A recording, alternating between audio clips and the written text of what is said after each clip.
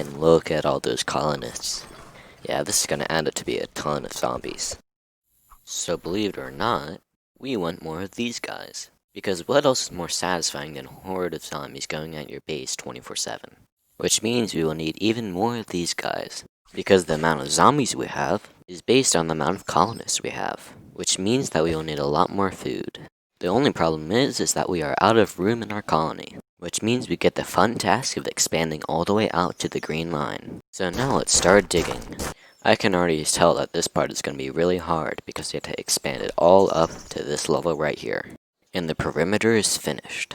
And as you can see, we have expanded all the way out to the green line on all sides. And now we get to fill out the old perimeter to connect the areas together. And now we have successfully expanded our colony. Now we can add wheat farmers. And if my math is correct, then 4 wheat farmers, including that one, will lead into 2 of these grindstones, which will lead into this 1 oven. And all of this will allow me to make enough wheat, to make enough flour, to make enough bread, in the most productive way possible. So now once we hire a few colonists, they will start planting wheat, which they are. Now I can place just a few more of them, along with some grindstones, and finally some ovens to make the bread. So now with this new food we're making, we can hire some more colonists, which will make us even more food. So as you can see here, there is a green zombie, which is different from the rest of the zombies. So a regular zombie will only take 2 hits from the slingshot, and it will die. But the green zombie will take much more. 1, 2, 3, 4, 5, and 6, I believe. If I can hit it, 6, yeah. It is 6 hits to kill a green zombie, which is much harder. But back to our wheat shenanigans. Once this all grows, we should have enough wheat to make this 100% productive. So as you can see, we're getting a lot more zombies, including green ones, and our perimeter is obviously working. And over here is our first grown wheat, and eventually all of it will be grown and we'll get much more food.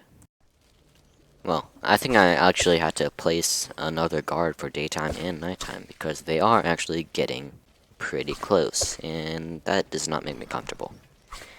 And I'm just going to place a few down and recruit them. But as you can see, there's also a red one, a red zombie, which is much stronger than a green one, and of course the regular zombie.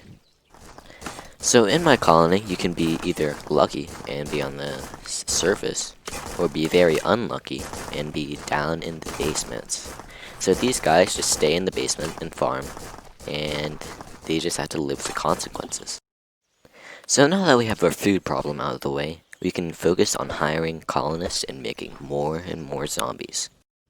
So right now I have 60 beds spare. So what I can do is I can right click on the banner, go to recruitment, and recruit to fill all beds. And look at all those colonists. Yeah, this is gonna add up to be a ton of zombies.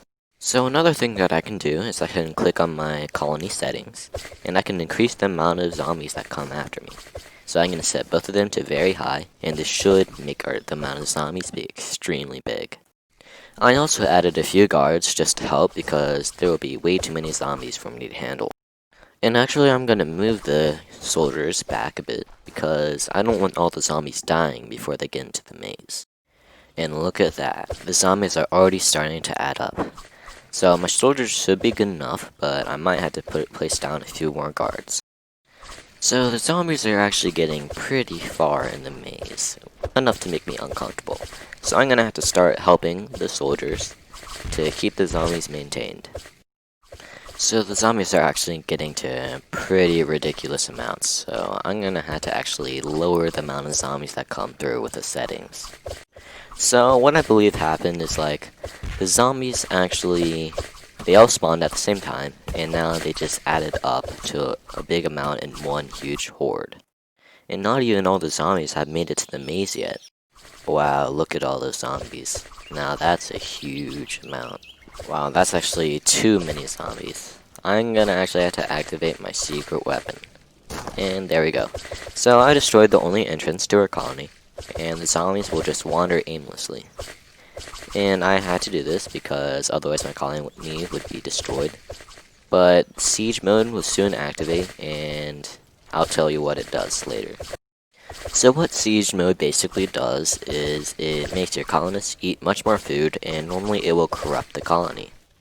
But I had to do it, or else my colony would have died anyway. So finally siege mode activated. It took much longer than I expected.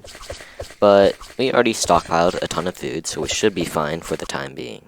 So what I can do to get out of siege mode is I disconnected the main horde of zombies from ever escaping, and they will just eventually all die out.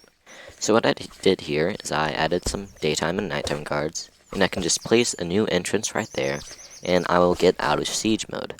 So any new zombies will be able to get through, but the zombies in the maze will just eventually die out and can't do any harm. So thankfully the horde of zombies is actually starting to clear up, and there are actually other ways to fend off a horde of zombies. But those other ways are for next time.